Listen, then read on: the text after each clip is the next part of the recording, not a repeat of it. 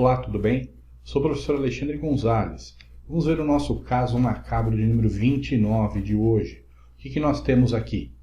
Nós temos um passivo que começa pelo não circulante. A gente sabe que o passivo é dividido em circulante e não circulante. E a gente tem um caso curioso aqui, vamos dar uma olhada.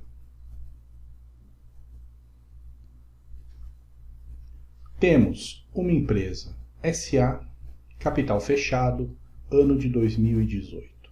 Temos aqui um retrato da demonstração dela. É uma demonstração que está disponível na internet, por isso é possível reproduzir aqui apenas valores, lógico que nada de identificação, né? Então temos o passivo da empresa, 13 milhões. Começa o passivo com passivo não circulante, R$ 9.800 aproximadamente. E depois nós temos o passivo circulante, 3.717.000. Lógico que a diferença para chegar nos 13.800 vai ser o PL, né? Então temos aqui passivo circulante depois do passivo não circulante. E é isso que causa uma certa estranheza nesse caso, né?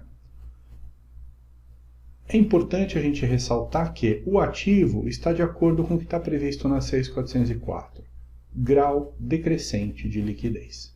Então fica uma coisa um pouco estranha, porque a gente tem o ativo em grau decrescente de liquidez, ou seja, o mais líquido em cima, menos líquido embaixo, só que a gente não tem a mesma lógica do lado direito do balanço, o que vence primeiro e depois o que vence num prazo um pouco maior. Então fica uma coisa um pouco confusa. Tá certo que aqui, por causa do valor, a gente só tem R$ 9.800 dentro de um total de 13.800. Não vai prejudicar a análise por causa do valor. Mas não é por isso que a gente tem que inverter a ordem, não é? O que a 6.404 prevê? A gente tem aqui, artigo 178, parágrafo 1º. No ativo, as contas têm que ser dispostas em ordem decrescente de grau de liquidez.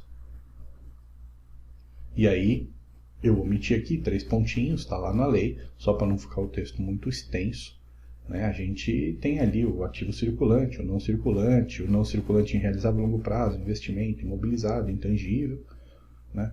E parágrafo 2º, no passivo, as contas serão classificadas nos seguintes grupos: passivo circulante, passivo não circulante e patrimônio líquido.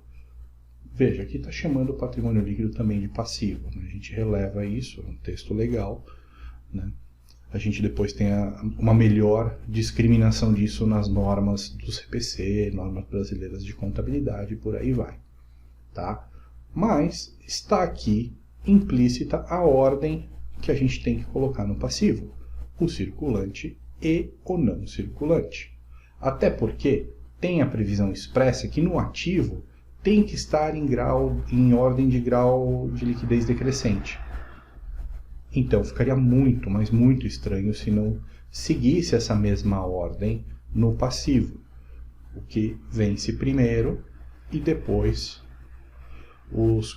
as obrigações com prazo mais longo. Ficaria muito, muito estranho, né? Então a gente tem aqui implícito no passivo, mas vamos ver que na NBC-TG 26, no item 57, está lá: essa norma não prescreve a ordem ou formato que deva ser utilizado na apresentação das contas do balanço patrimonial, mas a ordem legalmente instituída no Brasil deve ser observada.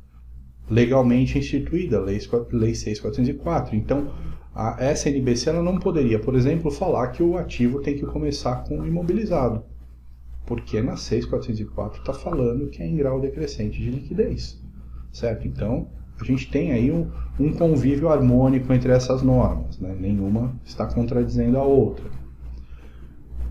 Se isso não fosse suficiente para nos convencer, vamos aqui recorrer à nossa Bíblia, né? Manual de Contabilidade Societária, logo no início, página 2, está prevendo: portanto, é importante que as contas sejam classificadas no balanço de forma ordenada e uniforme, para permitir aos usuários uma adequada análise e interpretação da situação patrimonial e financeira.